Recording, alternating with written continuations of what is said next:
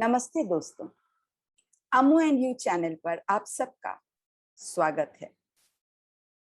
मैं अम्मू आप लोगों के लिए कहानियां चुनकर लाती हूं और आप लोगों को सुनाती हूं। आज की जो कहानी मैं छांट कर आपके लिए लाई हूं वो गुरुदेव रवींद्रनाथ टैगोर द्वारा लिखी हुई बड़ी ही सुंदर कहानी है। कहानी का नाम है दहेज। रवींद्रनाथ टैगोर को कौन नहीं जानता। उनकी लिखी हुई हर कहानी मानवीय संवेदनाओं से ओतप्रोत होती है। मन की इच्छाओं को, भावनाओं को जिस तरह से वे अपनी लेखनी द्वारा पिरोते थे वह वाकई तारीफे काबिल है। तो आइए देखते हैं अपनी कहानी दहेज में गुरुदेव रवींद्रनाथ टैगोर क्या कहना चाहते हैं। राम सुंदर के 5 लड़कों के पश्चात जब एक कन्या का जन्म हुआ तो माता पिता ने बड़े चाव से उसका नाम निरुपमा रखा। समय बीतता गया और निरुपमा ब्याह योग हो गई। बहुत खोज करने पर राय बहादुर का एकमात्र पुत्र उन्हें पसंद आया। वर पक्ष ने 10,000 रुपए और बहुत सी दान सामग्री की मांग की। राम सुंदर ने बिना विचारे ही उनकी हर बात मंजूर कर ली। उनके लिए अपनी लड़की जान से अधिक प्यारी थी और अपनी लड़की के लिए वे कुछ भी करने को तैयार थे, खासकर जब लड़की के जीवन संगी चुनने की बात हो।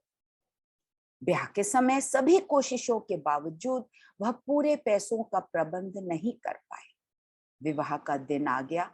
कर्ज लेकर भी 6-7 हजार रुपए कम पड़ रहे थे। विवाह मंडप में हलचल मच गई। ऐसा भी कभी होता है। राम सुंदर राय बहादुर के पैर पड़कर बोले, इस शुभ कार्य के संपन्न होते ही मैं पूरे पैसे दे दूंगा। आप मेरा वचन लीजिए। राय बहादुर ने उत्तर दिया, जब तक रुपए नहीं मिलेंगे लड़का मंडप में नहीं आएगा। सहसा लड़का अपने पिता के विरुद्ध बोला, मैं यह विवाह करके ही लौटूंगा। मुझे लेन देन के विषय में कुछ नहीं मालूम, लेकिन ऐसे वचन देने के बाद वचन से फिरना मुझे पसंद नहीं। राय बहादुर वर्तमान शिक्षा का विषाक्त फल अपने पुत्र में देखकर निराश हो गए। विदा के समय निरुपमा ने अपने पिता के गले लगकर रोते हुए पूछा, पिताजी, क्या ये लोग मुझे यहाँ आने देंगे? पिता का मन व्याकुल हो उठा, रो उठा। राम सुंदर जब भी अपनी बेटी के घर आते उनका उचित आदर नहीं होता। नौकर तक उन्हें नीची नजर से देखते। कभी उन्हें अपनी बेटी से 5 मिनट मिलने दिया जाता तो कभी उन्हें बिना मिले ही लौटना पड़ता। निरुपमा को रोज खरी खोटी सुननी पड़ती। उसके साथ ऐसा व्यवहार किया जाता मानो वो वहां ब्याह कर नहीं अपितु धोखे से आई है। राम सुंदर अपने लड़कों को बिना बताए अपना मकान बेचकर पुत्री को इस मुश्किल से बचाने का उपाय सोचने लगे। किसी प्रकार लड़कों को यह बात पता चल गई। इस कारण मकान बेचना स्थगित हो गया। निरुपमा अपने पिता का मुख देखकर सब समझ जाती। दहेज की रकम पूरी न दिए जाने के कारण निरुपमा को एक बार भी पिता के घर नहीं जाने दिया गया। एक बार वह अपने पिता से बोली, पिताजी, मुझे एक बार घर ले चलिए, सिर्फ एक बार। ब्याह के बाद से मैंने अपने घर का मुंह तक न देखा। परंतु राम सुंदर परवश थे। पुत्री पर स्वाभाविक अधिकार वे दहेज के बदले गिरवी रख चुके थे। पुत्री यदि घर आना चाहे तो पिता उसे लाए बिना कैसे रह जाए।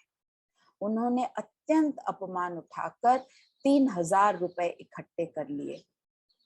उन रुपयों को रुमाल में बांधकर चादर में लपेटकर पुत्री के घर चल दिए। राय बहादुर केवल 3,000 रुपए देखकर अट्टहास कर उठे। राम सुंदर ने अपनी पुत्री को ले जाने की बात धीरे से कही। राय बहादुर ने कहा, अभी ये ना होगा, पैसे अभी बाकी हैं, पूरा पैसा लेकर आइए, दहेज की रकम चुकाइए, तभी पुत्री को ले जाने की बात सोचिएगा। इसके बाद वह अंदर चले।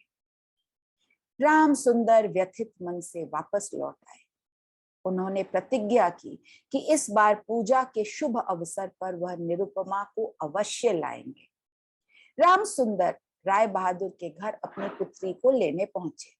राय बहादुर घर पर नहीं थे। राम सुंदर ने पुत्री से कहा, इस बार मैं तुम्हें अवश्य ले जाऊंगा। मैं रुपयों का पूरा इंतजाम करके आया हूं।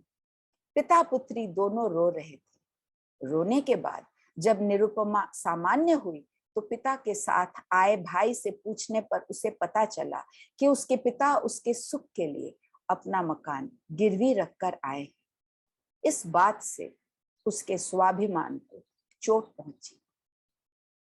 निरुपमा सारी स्थिति समझकर पिता से बोली, यदि आपने मेरे श्वशुर को एक भी पैसा दिया तो फिर आप कभी भी अपनी कन्या का मुख न देख पाएंगे। मेरे पति तो इन रुपयों को चाहते भी नहीं है, पर पिता के आगे किसी हद तक तो बेबस हो जाते हैं। राम सुंदर ने कहा, बिना रकम दिए तुम्हें ये लोग यहाँ से न जाने देंगे। वह बोली, कोई बात नहीं, आप भी यहाँ न आया करें, मैं बार बार आपका अपमान नहीं सह सकती। मजबूर पिता की बेटी की जिद के सामने एक न चली और उन्हें निराश होकर लौट जाना पड़ा। राम सुंदर रुपया लाए थे और कन्या के निषेध से वे रुपया दिए बिना चले गए। यह बात छिपी नहीं रही। यह सुनकर निरुपमा की सास के क्रोध की सीमा नहीं रही। निरुपमा के लिए उसकी ससुराल और अधिक आतंक का स्थान बन गया। उसके पति कुछ दिन बाद ही डिप्टी मजिस्ट्रेट बनकर परदेश चले गए। इसी समय निरुपमा को कठिन बीमारी हुई। उसका जीवन से मोह छूट गया था। यदि आहार के बारे में बहू की कोई अवहेलना देखती तो सास कहती, नवाब के घर की बेटी है ना, गरीब के घर का अन्न इसे नहीं भाता। रोग जब गुरुतर हो गया तब सास बोली, बस ढोंग है, केवल पिता के घर जाने का छलावा है। कोई विश्वास नहीं करेगा।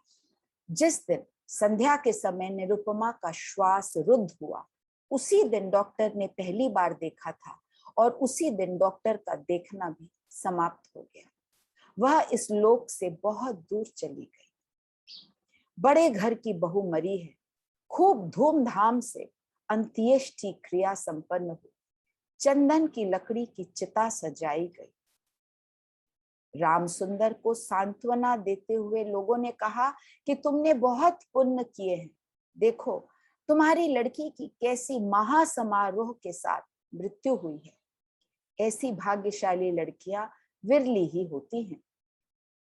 इधर डिप्टी मजिस्ट्रेट की चिट्ठी आई। मैंने यहाँ पर सब प्रबंध कर लिया है, अतएव अविलंब मेरी पत्नी को यहाँ भेज दिया जाए। राय बहादुर महिषी ने लिखवाया, बेटा, तुम्हारे लिए एक दूसरी लड़की से संबंध तय किया गया है, अतएव अविलंब छुट्टी लेकर यहाँ आ जाओ।